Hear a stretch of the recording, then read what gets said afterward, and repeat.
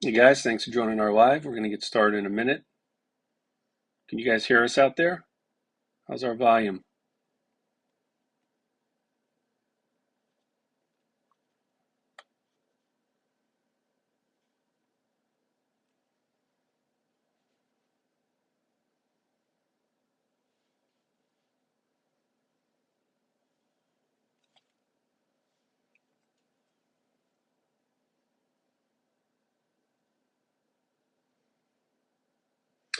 All right, guys, let's get started here. So this is actually my first time hosting a TikTok live. I have yours truly, Devin, to thank for showing me the ropes a little bit. She's here. I see her came on.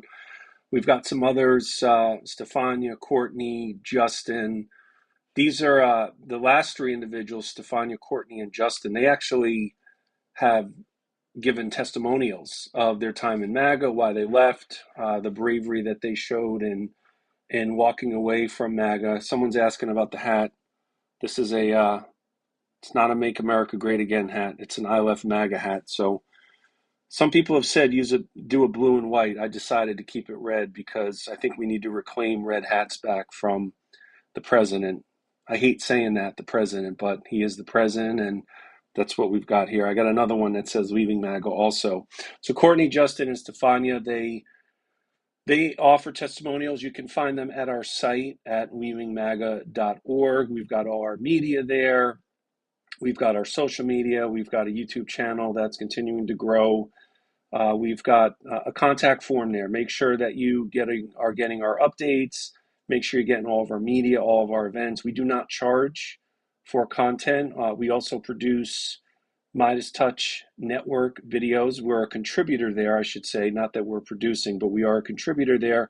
And you can find those on our playlists at our YouTube channel, which is still small, but thanks to all of you out there, are still growing. So I think I'd like to just get right into this and start taking some questions. Apparently, leaving MAGA is trending today on TikTok and maybe even possibly yesterday. So, as a famous movie line once goes, top of the world, made it, Ma.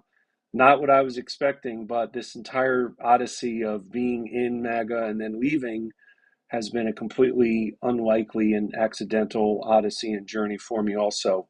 So let's get, I see a lot of you guys coming on here. Thank you so much for joining. So let's get some, let's get some questions here. Okay, we've got one comment.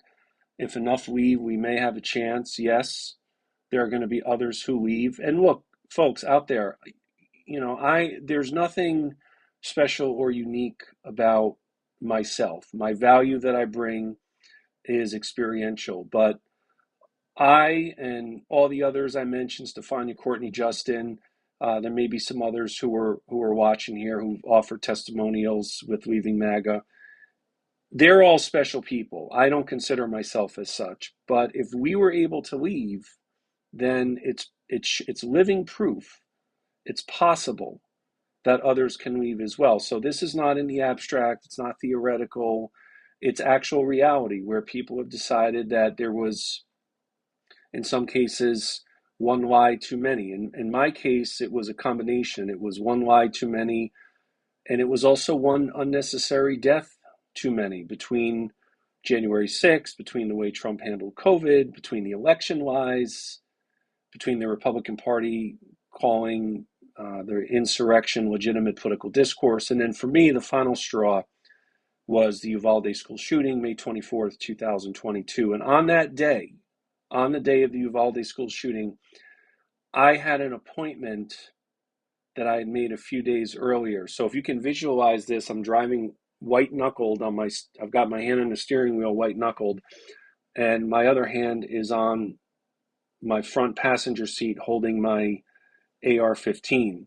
And I'm about to go and do something that I wasn't sure I wanted to do, something I never imagined I would do, which was to go and sell that AR. So I was listening to the reports of the Uvalde massacre, knowing that there had been children who had died. We knew that there had been teachers who had died at that point. And so I was driving and I was en route to go and sell that AR. That was for me the final straw. But I quietly left. I privately only told my wife and a few others. And after I decided to quietly leave, I thought that that was it. I figured I would just move on with my life. I had made some amends with myself, some self-peace, self-forgiveness. But there was something that was gnawing at me. And it was this alarm in my conscience that I could not turn off.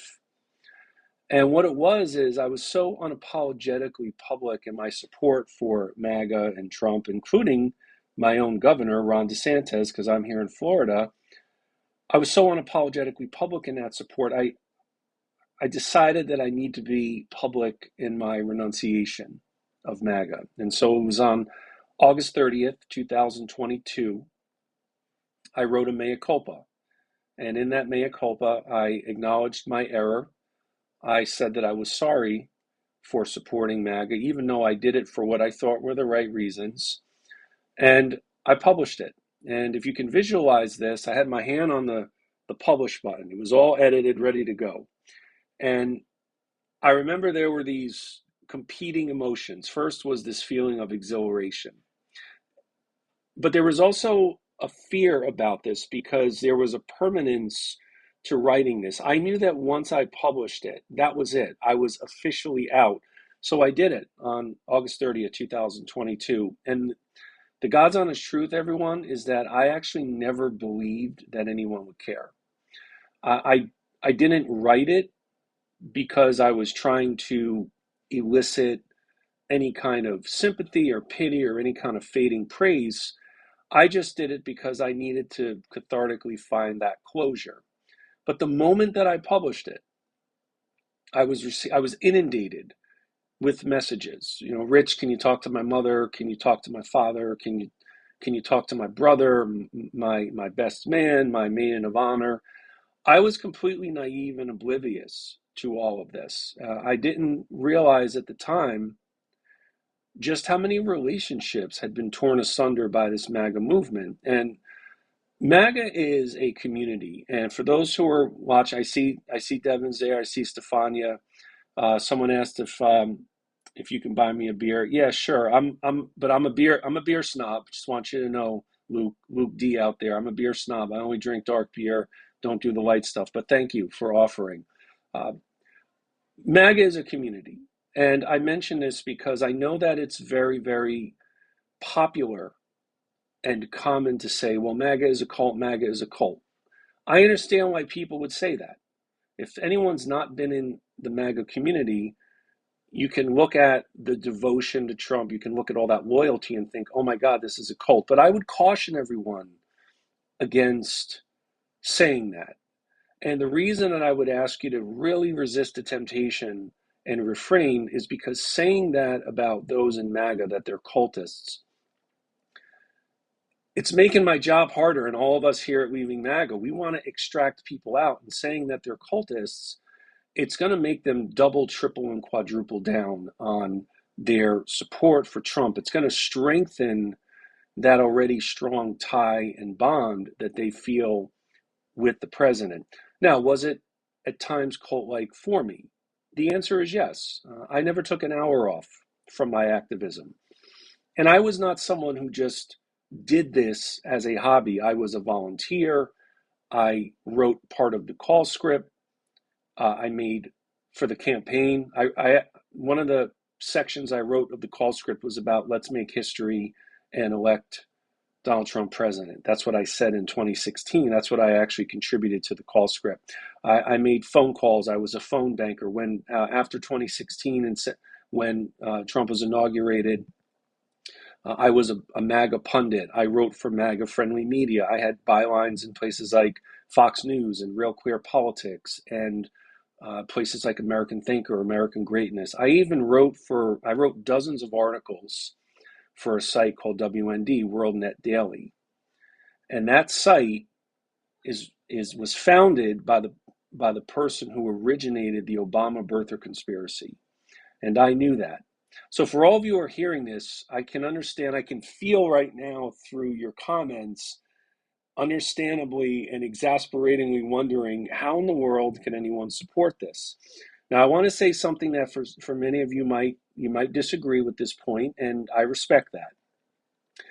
Even though I don't think the reasons are applicable any longer, I do think that there were some valid reasons for supporting Trump in 2016. There are a lot of Americans who are disillusioned and disenchanted with our political system and with our two parties. I believe that the two parties were the same at the time. I was political, but I was very ignorant and I was very cynical. And even though Trump ran as a Republican, the fact is he did run as an outsider, no government, no military, no political experience. I didn't defend the statements about women and Muslims that he made, the statement about the late John McCain, but I overlook those because I believe that he was the person who was best suited for the job, someone willing and able to obliterate the established political order. So I think for those who supported him for those similar reasons, I don't say this as a self-defense, but I think supporting for those reasons of let's change the status quo, those were pretty non-controversial anodyne reasons for supporting him. I also was of the belief that if Hillary and the Democrats won the 2016 election, that the Democratic Party would seize power permanently and indefinitely. And to hear myself say that now, I realize how diluted it sounds, but it was what I thought at the time. So I was willing to overlook a lot because I believe that the alternative was worse. But I was not a lesser of two evils Trump voter. I was all in on the movement.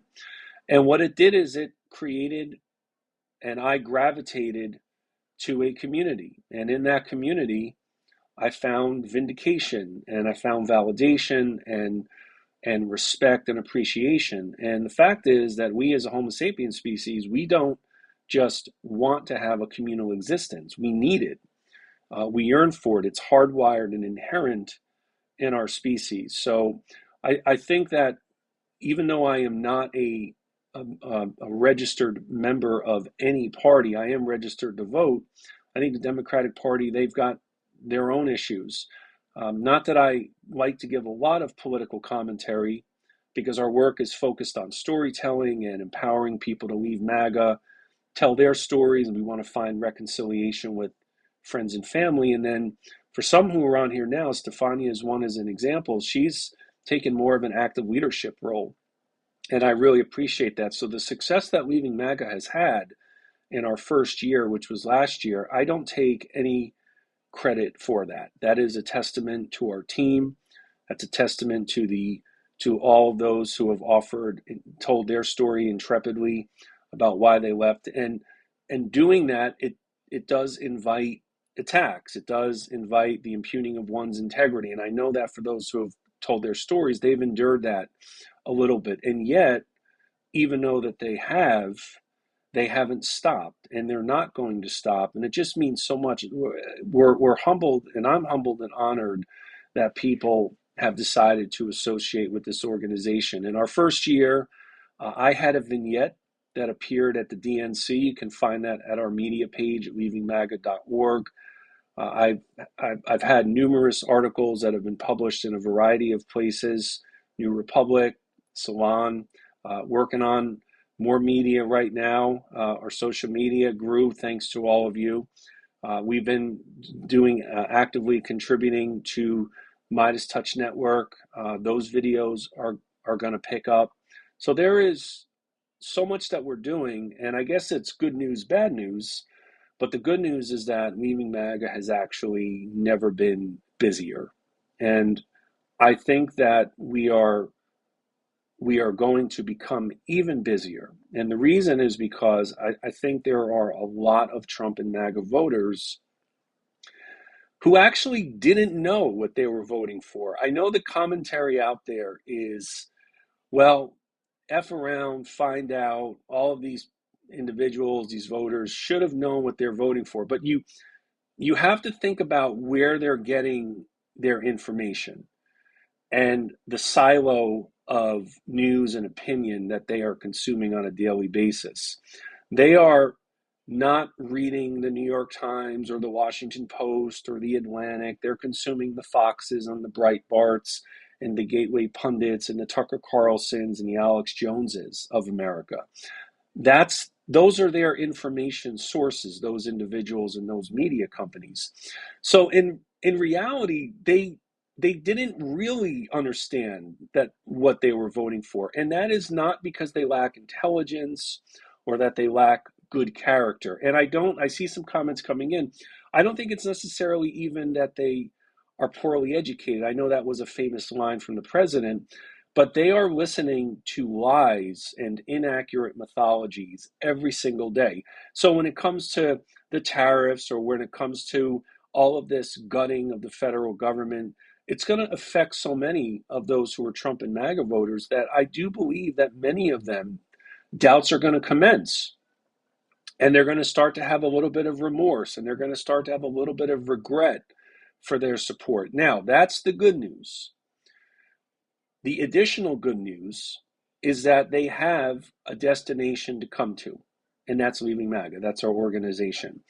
If they did not have a place to go to, even the ones who know that they should leave, they won't. Because for so many who are in that MAGA community, this is their identity. This is their personhood. This is their being. They have lost friends and family because of the movement. They have spent money that they are going to want to get back.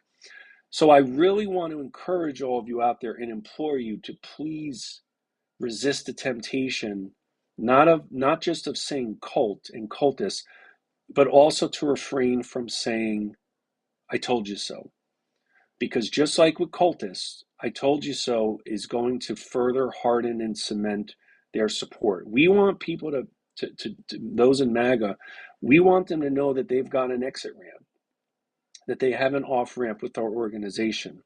And to align with Leaving MAGA, no one has to become a Democrat or a progressive or a liberal. They don't have to be conservative. They don't need to vote Republican. They don't need to register as an independent. The only non-negotiable mandate that we have is someone has to take responsibility for any past reprehensible actions and rhetoric. And God knows there was so much that I took stock of when I decided to leave MAGA. And for those who'd want to actually read my prior works in MAGA and listen to some of my podcast episodes, I kept them all out on the public realm. They're out there right now. You can read articles that I wrote, and there are some abhorrent statements that I made. I spoke about Democrats and liberals as terrorists. I called them malignant. This was the actual language that I used. I dehumanized people, and they did not deserve to be spoken of like that. They did not deserve to be labeled and referred to as subhuman. But as I see some of the comments coming in here, there are some who are asking, why should we show the compassion that so many in MAGA are not showing? And that's a fair question. But something I would say is, I know that right now there's a feeling of, well, why should we go high when they go low? Again, very, very valid question and concern. But it's about wagering a bet. And Leaving MAGA is wagering a bet that as more and more people start to have buyer's remorse about their support for Trump and MAGA, we don't want to give up on them. I'm just curious right now. Someone's asking, was I really MAGA? Yes, I actually was. I wish that I hadn't been, but yes, I was. So I'm curious about something for those who are offering some comments here. We got so many people on this live. I'm amazed. Thank you. How many of you have friends and family who are in MAGA right now? Just tell me a yes. Just give me a yes for those of you who have friends and family. Okay, here we go. Here's one. Someone said too many. Yes, yes, yes. I got yeses coming in. Okay. So what do we say? What do we do? How do we try to get through to them? So we have a free book that is at our site, and it is free. There's no strings attached. It's a 3-chapter book. It's called My MAGA Odyssey. I talk a little bit about my own background, some of the reasons that I think led me to support the the MAGA movement, what my entree was into it, what life was like a little bit in MAGA, and then why I left. It's a 3-chapter book, and at the end of the 3rd chapter, there is a blueprint and a how-to, and it's designed to re-engage friends and family who are in MAGA. For those of you right now who feel like it's a hopeless situation, I know why you feel that way. I understand why you do, but it's not hopeless. And the blueprint and the how-to that we patient, I know why you feel that way. I understand why you do. It's worked not in a theoretical way, but it's actually had real world success. So it's worked not in a theoretical way, but it's actually had real world success. So I really would encourage everyone, check out what it is that we wrote. You can get it at our site, leavingmaga.org. It's near the end of chapter 3. I'd encourage you to read the entire work. It's right around 50 pages, so it's not War and Peace type length. But that blueprint, I can't guarantee success. Okay, I think it's important to be transparent and candid. So while I can't guarantee success, I can guarantee failure. And that failure is a lot of the ways that people who have been well-intended have tried to re-engage MAGA and try to rejuvenate some of those relationships. It just hasn't worked. And I think for all of the well-meaning resistance against Trump and MAGA, I think it's clear that despite best efforts, it hasn't had a lot of success. I'm trying to be diplomatic about this. I don't think it's had a lot of success. So maybe we should rethink the strategy. Maybe empathy and education are potentially better approaches than just constant criticism. And I am not saying, just to be clear on this, I am not saying that we should not hold our leaders accountable, irrespective of the party, irrespective of the position. But if we are committed to not giving up on our friends and family who are in MAGA, and even if you don't have friends and family, if you're committed to not giving up on your fellow countrymen and women, I commend you for that. But I think that we have to rethink what resistance is, and I'm going to emphasize empathy and education. And I go into a little bit more detail on that in that chapter with that blueprint in our book. So let's take some more questions here. I voted for the downfall of America. Okay, I understand why you feel that way. Again, in my defense, I did not vote for the president this time around. I was actually one of the co-chairs for Republicans for Harris here in the state of Florida, and I'm sorry we did not get the outcome that we wanted. I think the former vice president ran a hell of a campaign, despite the fact that she didn't have much time. But I was active out there and made the media rounds throughout the New York Times, MSNBC, CNN. Again, you can see and read all of that media at our site, leavingmaga.org. Let's see what else we've got here. I was always a Democrat. Okay. Maybe if I had always been a Democrat, I may not have gotten involved in the MAGA movement. So in hindsight, I wish I had been. Okay, what do we got here? What would you say to continue votes for him? I'm not a Democrat. Get people out of the MAGA cult. Hey, again, please resist the temptation. Refrain from that also. And final straw for me, again, it was the Uvalde school shooting, May 24, 2022. Things are divided. Okay, I agree with that. Always a Dem. William Cape Cod, still a Dem. Great. And again, I'm not registered with any party. So I feel like it's important to mention that. If you leave MAGA, we deserve an apology how we've been treated. I agree. I am sorry for so much of what I said and did. I was complicit in the president tearing apart families and friendships. I don't expect anyone to forgive and forget for that.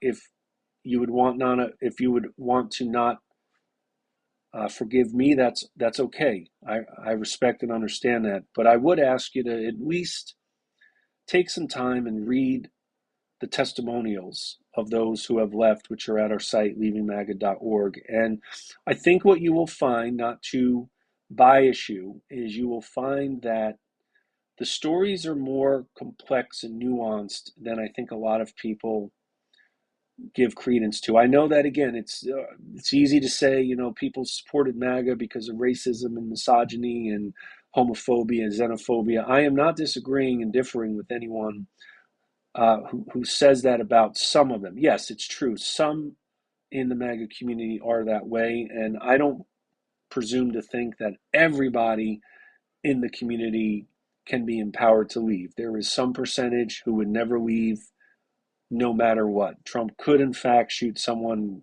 cold-blooded murder on Fifth Avenue and would not lose some supporters. But that's not who we're talking about here. Most Americans, I think, have the same shared goals and desires and same fears and concerns and dreams.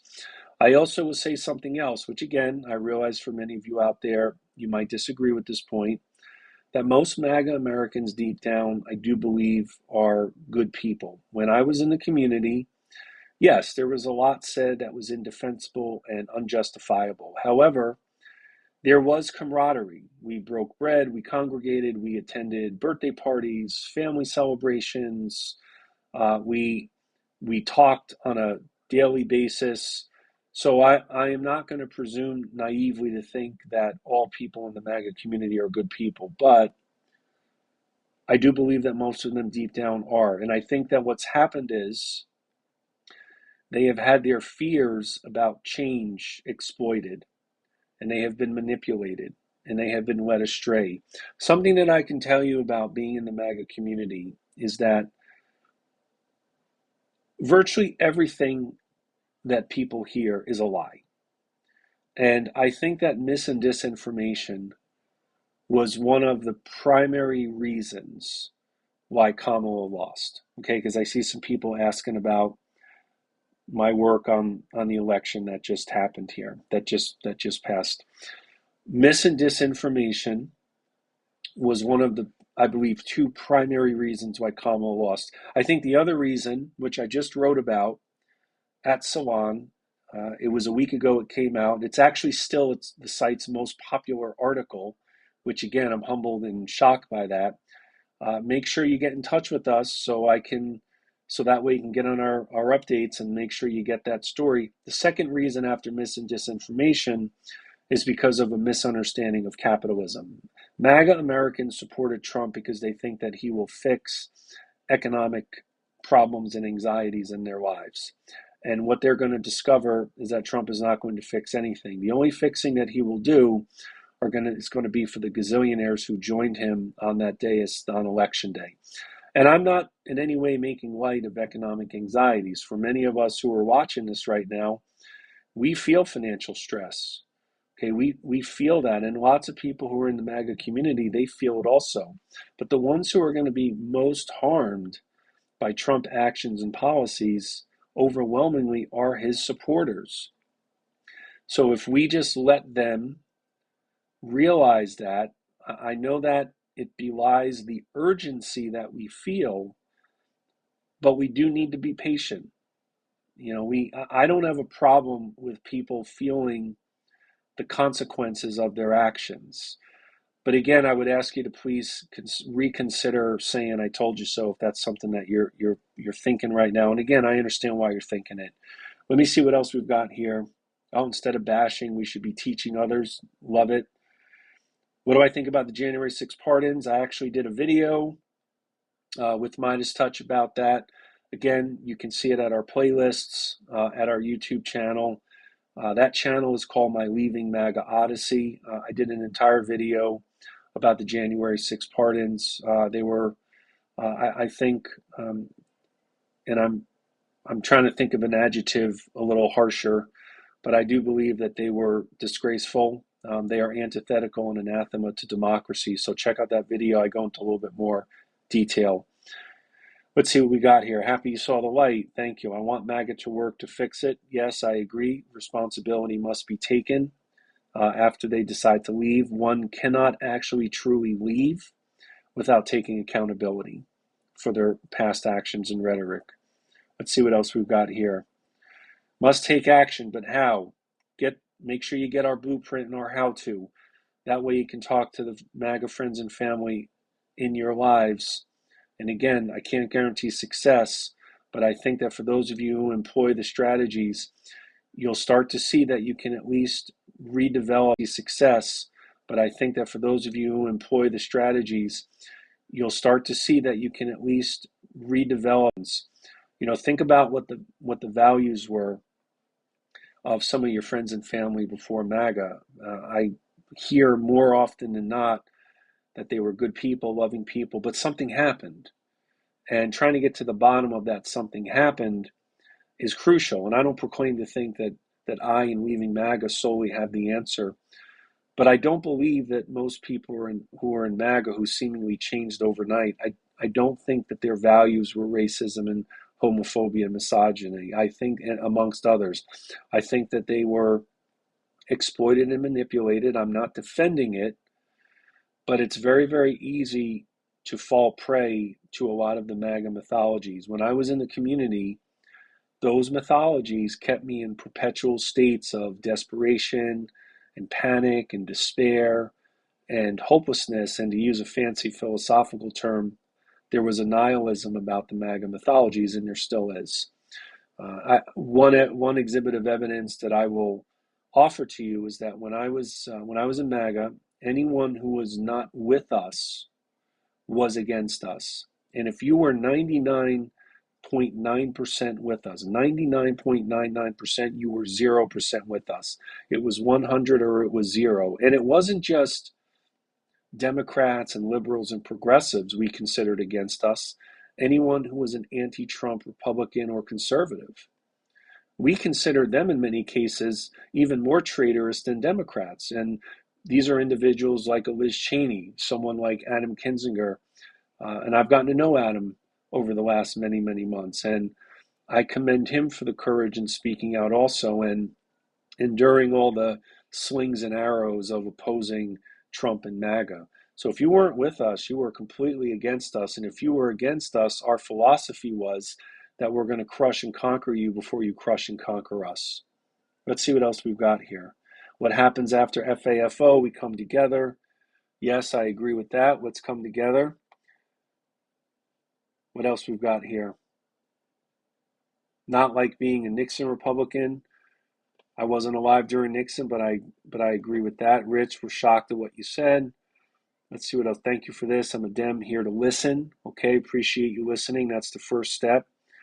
Elon Musk, very, very similar personality to Trump. I think that I'm not a psychologist, and I don't like that people try to diagnose Trump and Musk and others when they're not actually their patients. So I'm not qualified to do that.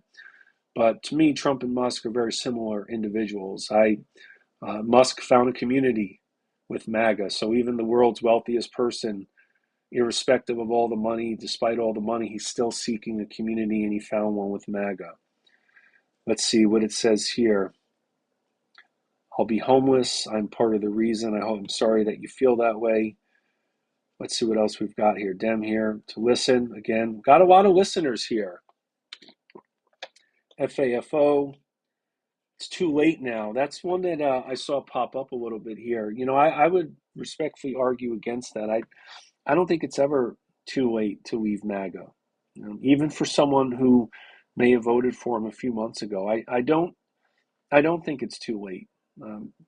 The alternative to that way of thinking is to just say, stay in MAGA, don't care if you leave. You don't have to forgive.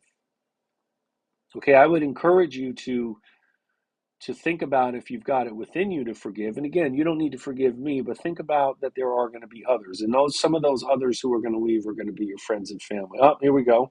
Got some people saying never too late. Rich, why did you announce? We won't miss you. Rich, why did you announce your departure? It's not an airport.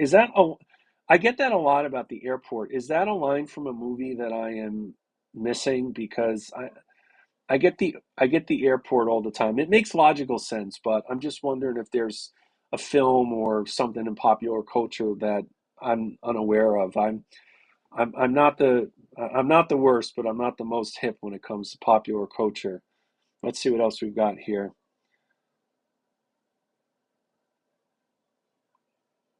No Republican Party anymore. Yeah, it's really the MAGA party. Do I know of any other MAGA members who are seeing the light? We're actually talking to several right now who are considering telling their story. No one is ever pressured to tell their story with us. No one is coaxed, no one is coerced. Even if someone decides to leave quietly and doesn't want to publicly tell their story, they are welcome at our community. There was a mess made. How did I get brainwashed? I don't understand how someone could support MAGA. What's my hat say? My hat says I left MAGA right there. What else we've got here? MeidasTouch reads a lot of tweet from people who left. Yep, that's why we're a contributor. Those guys are doing great, phenomenal job. I think MeidasTouch is the best in American media right now. And I know I'm biased saying that as a contributor, but I think that statement passes scrutiny. They are not corporate media. They are not owned by investors. It's three brothers, Ben, Jordy, and Brett. They've got lots of contributors. I'm honored that they thought that Leaving MAGA would be someone who could complement their work. Y'all didn't care until it hit home.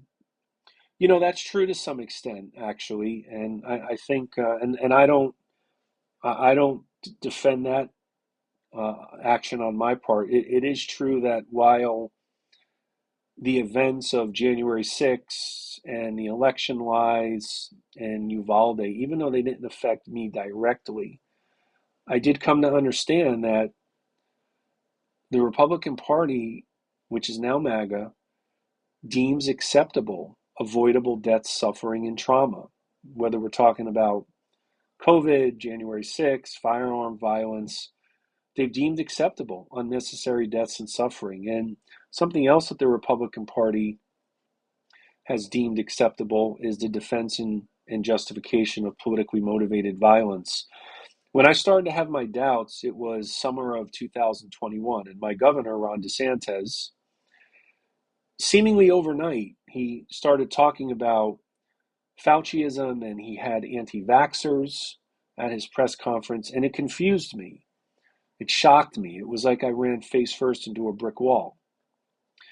And once that happened, out of my confusion, I decided to diversify my news and information sources. Now, I know that sounds so simple, and I know that for so many of you, you have a diversity of sources you look at, but as simple as it was, it made a profound life-changing and it was a profound life-changing and life-altering decision for me. And it was right around that time, the summer of 21, with Ron DeSantis and anti-vaxxers and Fauciism, where I delved a little bit deeper into January 6th. And I didn't support that day. I was not invited to go to the ellipse. I would not have gone if invited. I saw no purpose to it. But I came to realize that groups like the Proud Boys and the Oath Keepers, whom I thought were just hobbyists, were not, and actually had the blessing of the most powerful person in the history of the world. And there is no question that the president bears responsibility for what happened on January 6th. And that is not to abdicate responsibility for anyone who committed those crimes and have now been pardoned. But I went through a year of an internecine struggle and a ping-ponging of emotions where I was in, I was out, I was in, I was out. The president, for example, would continue with the election lies.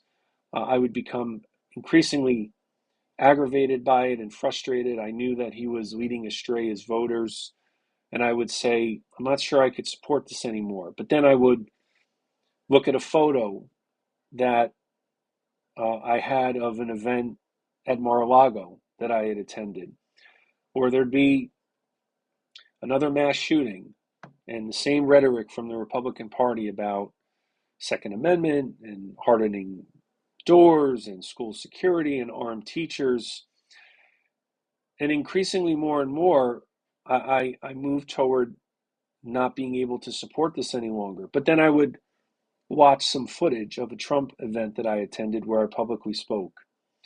So as the late Ernest, to paraphrase the great American author Ernest Hemingway, my epiphany happened gradually and then suddenly all at once. So it took me a year to finally make the decision. Now, why that long? Fair question. Number one was, when you're walking away from MAGA, you are walking away from a community. And my MAGA second family oftentimes took precedence over my own blood family.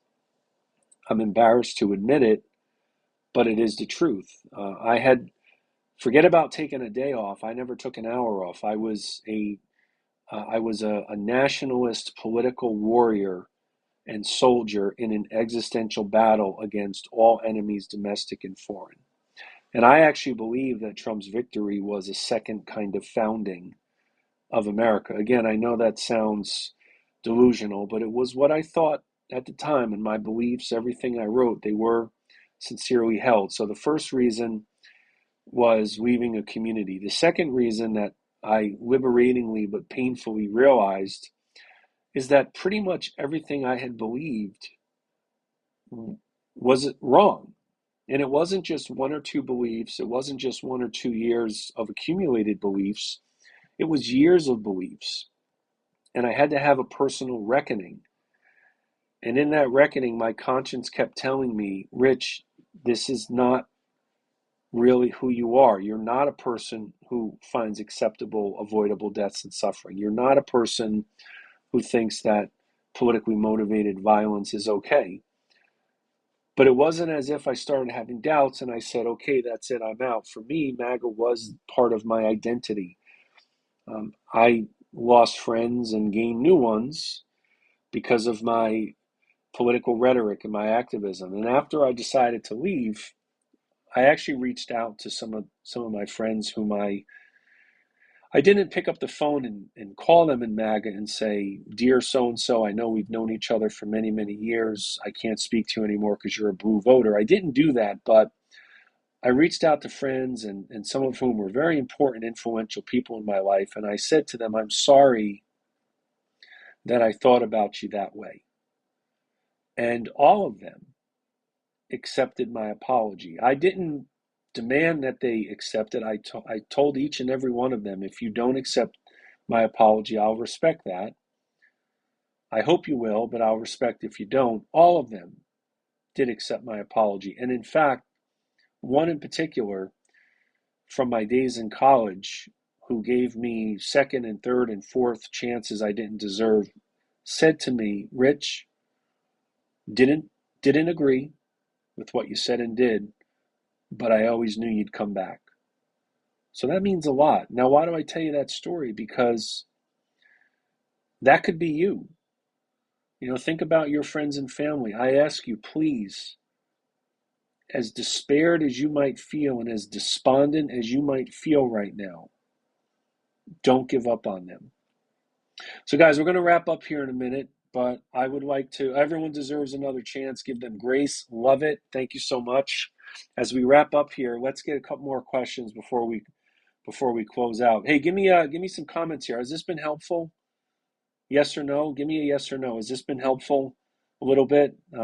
My goal is always that when I do an interview, now a TikTok Live, can't believe there are so many people on this right now. Whenever I do some of these, I hope that I can bring some knowledge, a learning experience, some insight to all of this. My value is experiential.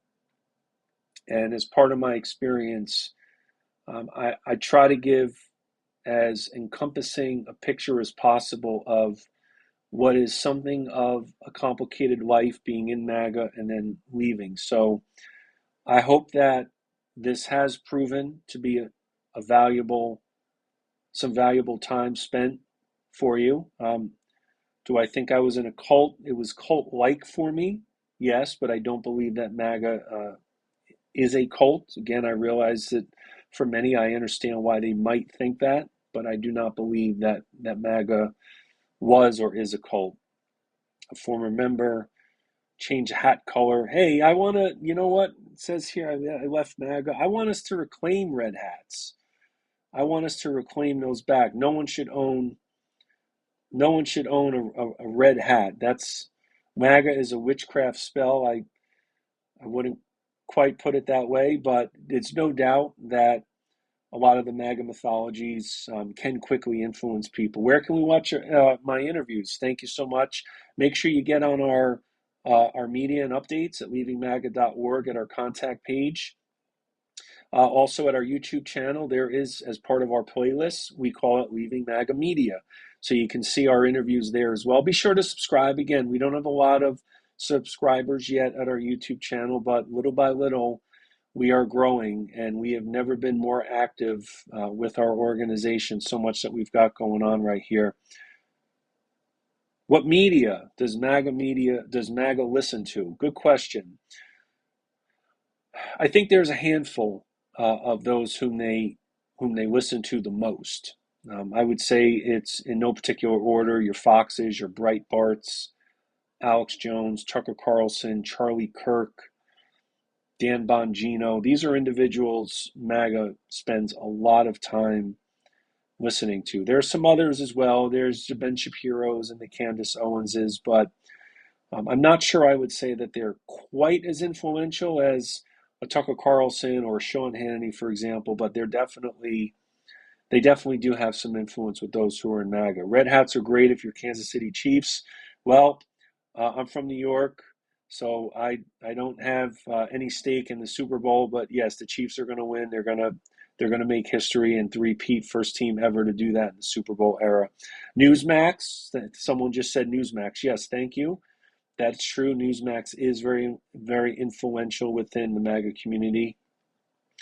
A little late. Sorry that you feel that way. Let's see here what else we've got. Welcome back to Love and Kindness. Thank you for that. Really appreciate it. Thanks for sharing this. Love from the left. Appreciate that as well. Here's a question about the Republican Party. I do not believe, and I don't want to contradict my request for all of you to not be hopeless, but I don't think the Republican Party will ever oppose Trump. I think that there's a phrase that's called sunk cost fallacy, and what that is in simple terms is once someone has gotten so deep in something, it is usually easier to just keep going with it than to reverse course, and that's the Republican Party. And that's also a challenge for those who are in the MAGA community, whom we're going to try to empower to leave. There's a lot of sunk cost fallacy there, but sunk cost fallacy doesn't have to be permanent. So for those in MAGA, even though it may seem that they're too deep into the community and the movement and their activism and their sycophancy and devotion to Trump, I am, and others who have given testimonials, we're living proof that people actually can leave. So let's get a couple more questions here. Trump's whole campaign was fear-mongering and lies. That's true. Again, mis and disinformation, I think, was one of the two primary reasons why Kamala lost. The other was a misunderstanding of capitalism and what free markets actually are. Thank you for speaking out. Respect you, sir. Appreciate that. Wish MAGA could have realized this early on. Me too. But again, I don't think it's ever too late. Reclaim your identity. That's a really great comment. There is a mythology within MAGA of rugged individualism. And I want to tell you that MAGA is wholly conformist. There is no individuality within MAGA. And my exhibit of evidence for that is when I was in the MAGA community, any information that even remotely challenged or refuted the pervasively held beliefs, it was shunned. It was kept out.